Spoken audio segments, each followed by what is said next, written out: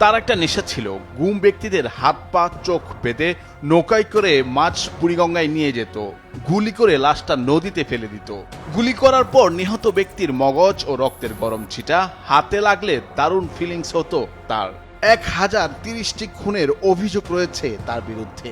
এমন লোমহর্ষক খুনের বর্ণনা শুনে মনে হতে পারে এটি বাইরের দেশের কোনো সিরিয়াল কিলারের নৃশংসতম ঘটনা, কিন্তু না, শেখ হাসিনার আমলে মুজিব কন্যা শেখ হাসিনার নির্দেশে এমন হত্যাকাণ্ড ঘটানো হয়েছে। এর মূল মাস্টারমাইন্ড ছিলেন বরখাস্ত সেনা কর্মকর্তা মেজর জেনারেল জিয়াউল আহসান। শেখ হাসিনার আস্থাভাজন জিয়াউল আহসানের অন্যতম শিকার সিলেট অঞ্চলে বিএনপির প্রভাবশালী নেতা এম ইলিয়াস আলী।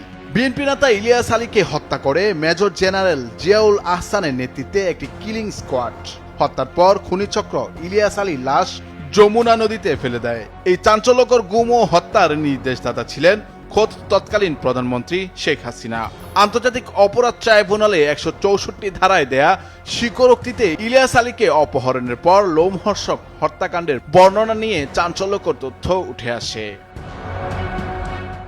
ওই প্রতিবেদনে বলা হয়েছে, আন্তর্জাতিক অপরাধ ট্রাইব্যুনাল ও গুম তদন্ত কমিশন সূত্রে আরও জানা গেছে, ইলিয়াস আলীকে অপহরণের সঙ্গে জড়িত ছিলেন দুজন সেনাবাহিনীর কর্মকর্তা। এরা হলেন ওয়ারেন্ট অফিসার জিয়া ও ইমরুল। জিয়াউল আহসানের রানার হিসেবে গুম খুন মিশনের হুকুমদাতা তারা তামিল করতেন। 2012 সালের 17 এপ্রিল সন্ধ্যার পর দলীয় নেতাকর্মীদের নিয়ে ইলিয়াস আলী সভা করেন তৎকালীন শেরাটন হোটেলে। সভা শেষ করে রাত 11টায় তিনি বের হন এবং গাড়িতে করে বাসায় ফিরছিলেন। অপহরণের লক্ষ্যে জিয়াউলের নির্দেশে শেরাটন থেকেই অনুসরণ করছিলেন র্যাবের সদস্য সার্জেন্ট তাহিরুল ইসলাম।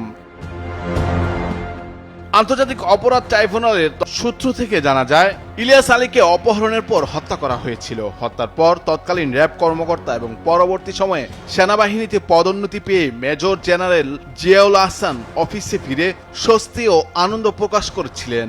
বলেছিলেন, আজ বড় একটি অপারেশনে সাকসেসফুল হলাম, শেষ করে তাকে যমুনায় ফেলে দিয়ে এসেছি। গুম তদন্ত কমিশন সূত্র জানায়, শেখ হাসিনার নির্দেশে ইলিয়াস আলীকে গুম এবং খুন করা হয়েছিল। শেখ হাসিনা সরকারের সময় এসএসএফ এর মহাপরিচালক ছিলেন লেফটেন্যান্ট জেনারেল চৌধুরী হাসান সোহরাওয়ার্দী। জানা গেছে, ডিজিএফআই এর তৎকালীন ঊর্ধ্বতন কর্মকর্তাদের ডেকে নিয়ে ইলিয়াস আলীকে গুম করার নির্দেশ দিয়েছিলেন শেখ হাসিনা। নুরুল আফসার, বৈশাখী সংবাদ।